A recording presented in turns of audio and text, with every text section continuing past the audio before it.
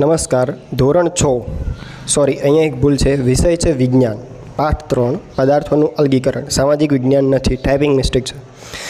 તો ત્રીજો પાઠ છે પદાર્થોનું અલગીકરણ, તેનો સ્વાધ્યાય. પ્રશ્ન 1, શા માટે આપણે મિશ્રણના વિવિધ ઘટકોને અલગ કરીએ છીએ? 2 ઉદાહરણ આપો. તો જવાબ છે મિશ્રણમાં રહેલ બિનજરૂરી હાનિકારક ઘટકોને દૂર કરવા. ઉદાહરણ છે ઘઉંમાંથી ફોતરા અને કાંકરા દૂર કરવા.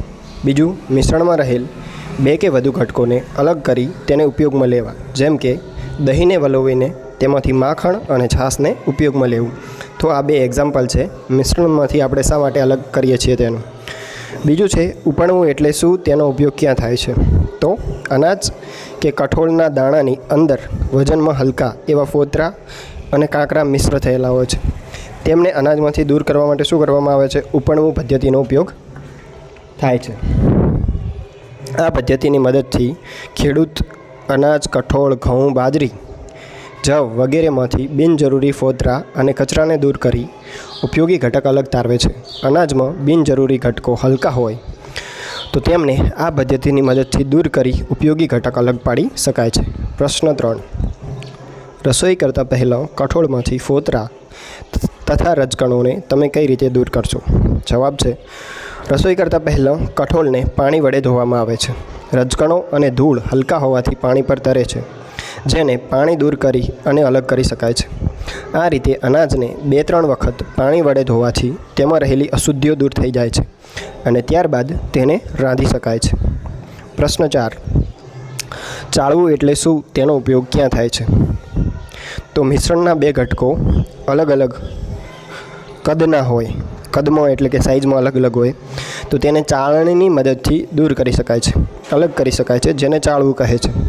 અનાજ દળવાની ઘંટીમાં બાજરી કે ઘઉંને દળતા પહેલાં તેમાંથી ફોતરા દૂર કરવા જરૂરી છે. આ માટે તેને ત્રાંસા ચાળણા પર નાખવામાં આવે છે, જેના લીધે કાંકરા, નાના નાના પથરા દૂર થાય છે. પતરા નહીં, પથરા. આ રીતે શુદ્ધ ઘઉં કે બાજરી અલગ કરી શકાય છે. પ્રશ્ન 5, રેતી અને પાણીને તેના મિશ્રણમાંથી તમે કઈ રીતે અલગ કરશો? તો રેતી અને પાણીને મિશ્રણમાંથી અલગ કરવા નિક્ષેપણ અને નિતારણ પદ્ધતિનો ઉપયોગ થાય છે. સૌપ્રથમ પાણીને સ્થિર રહેવા દો, જેના લીધે ધૂળ તેના તળિયે બેસી જશે. આ પદ્ધતિને નિક્ષેપણ કહે છે. ત્યારબાદ પ્યાલાને ધીમેથી નમાવીને ઉપરનું પાણી અલગ બીકરમાં લઈ લો. આ રીતે રેતી અને પાણીના મિશ્રણમાંથી પાણીને અલગ કરી શકાય છે. તે સિવાય ગાળણ પદ્ધતિની મદદથી પણ આમ કરી શકાય છે. પ્રશ્ન 6, ઘઉંના લોટમાં મિશ્ર થયેલી ખાંડને અલગ કરવી શક્ય છે? અને જો હા, તો તમે તે કઈ રીતે કરશો? તો હા, ઘઉંના લોટમાં મિશ્ર થયેલી ખાંડને અલગ કરી શકાય છે. ખાંડના જે કણો છે ઘઉંના લોટ કરતાં કદમાં મોટા હોવાથી ઘઉંનો લોટ ચાળવાની ચાળણી વડે જ્યારે તમે તેને ચાળો છો તો ઘઉંનો લોટ નીચેના પાત્રમાં પડી જશે અને ખાંડ ચાળણીમાં રહી જશે. આ રીતે બંનેને અલગ કરી શકાય છે. પ્રશ્ન 8, ડહોળા પાણીના નમૂનામાંથી ચોખ્ખું પાણી કઈ રીતે મેળવશો? ડહોળા પાણીના નમૂનામાંથી ચોખ્ખું પાણી મેળવવા માટે નિક્ષેપણ, નિતારણ અને ગાળણ ક્રિયાનો ઉપયોગ કરવામાં આવે છે. સૌપ્રથમ ડહોળા પાણીના પ્યાલાને સ્થિર પડી રહેવા દો, તેથી રેતી, કચરો વગેરે તળિયે નીચે બેસી જશે. ત્યારબાદ પ્યાલાને ધીમે ધીમે થોડો નમાવીને પાણીને અલગ પાત્રમાં લઈ લો.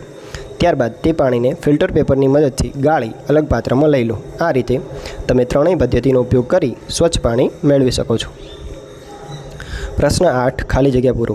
1, ચોખાના દાણાને ડુંડાથી અલગ કરવાની પદ્ધતિને છડવું કહે છે. 2, જ્યારે ગરમ કરીને ઠંડા કરેલા દૂધને કાપડના ટુકડા પર રેડવામાં આવે છે ત્યારે કાપડના ટુકડા પર મલાઈ રહી જાય છે. મલાઈથી દૂધને અલગ કરવાની આ રીતને ગાળણ ક્રિયા કહે છે. 3, દરિયાના પાણીમાંથી મીઠું બાષ્પીભવન પદ્ધતિથી મેળવવામાં આવે છે. 4, જ્યારે ડહોળા પાણીને વાસણમાં આખી રાત રહેવા દેવામાં આવે છે ત્યારે અશુદ્ધિઓ તળિયે બેસી જાય છે. ચોખ્ખું પાણી પછી ઉપરથી કાઢી લેવામાં આવે છે. આ ઉદાહરણમાં અલગીકરણની નિતારણ પદ્ધતિ ઉપયોગમાં લેવાય છે. પ્રશ્ન 9, ખરું કે ખોટું, પાણી અને દૂધના મિશ્રણને ગાળણ વડે અલગ કરવામાં આવે છે? ખોટું. 2, દળેલું મીઠું અને ખાંડના મિશ્રણને ઉપણવાની ક્રિયા વડે અલગ કરી શકાય છે? ખોટું. 3, ચામાંથી ગાળણ વડે ખાંડને અલગ કરી શકાય છે? ખોટું. 4, અનાજ અને ફોતરા નિતારણ પદ્ધતિ વડે અલગ કરી શકાય છે? ખોટું. પ્રશ્ન 10, લીંબુનો રસ અને ખાંડને પાણીમાં મિશ્ર કરવાથી લીંબુ શરબત બને છે. તેને ઠંડુ કરવા માટે તમે તેમાં બરફ ઉમેરો છો. તમારે શરબતમાં ખાંડ ઓગળ્યા પછી બરફ ઉમેરવો જોઈએ કે પહેલાં? કઈ પરિસ્થિતિમાં વધુ ખાંડ ઓગાળવી શક્ય બનશે? તો જવાબ છે શરબતમાં ખાંડ ઓગળ્યા પછી બરફ ઉમેરવો જોઈએ, કારણ કે ખાંડ ઓગાળવાની જે ક્ષમતા છે તે પાણીના નીચા તાપમાને વધુ હોય છે. બરફ નાખીએ તો એ પાણીનું તાપમાન વધી જશે, બરાબર, ઠંડુ થઈ જશે. તેથી વધુ ખાંડ ઓગાળવા પાણી ઠંડુ કરતાં પહેલાં ખાંડ ઓગાળવી જોઈએ અને પછી તેમાં બરફ નાખવો જોઈએ. તો અહીંયા આપણો વિડીયો પૂરો થાય છે. જો તમને ગમ્યો હોય તો ચેનલને સબસ્ક્રાઈબ, વિડીયોને લાઇક, શેર કરવા વિનંતી. ધન્યવાદ.